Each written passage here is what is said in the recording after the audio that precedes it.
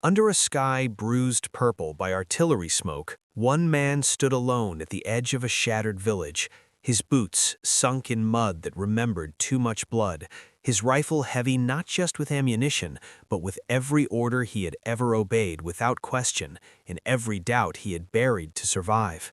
He was not supposed to hesitate. Years of training had carved obedience into muscle and bone, yet war has a way of peeling back doctrine and exposing the raw human underneath. The mission was simple on paper: secure the target, eliminate resistance, move on. But nothing felt simple, as the radio crackled with commands and distant cries echoed through broken stone.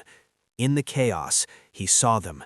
Civilians, trapped between retreating enemies and advancing allies, invisible to maps and objectives, but painfully real in that moment. His superiors demanded speed, precision, and compliance. His conscience demanded something else entirely.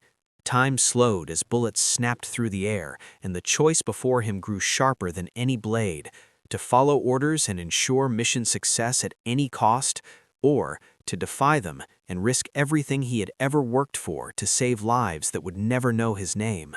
Memories of home, of promises made to protect rather than destroy, collided with the brutal logic of survival. With a breath that felt like a final confession, he acted, not for glory, not for medals, but for the quiet belief that humanity should not be collateral damage.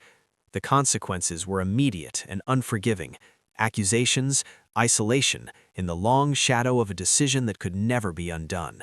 Yet long after the smoke cleared and history reduced the battle to numbers and footnotes, that single choice remained the truest measure of his courage.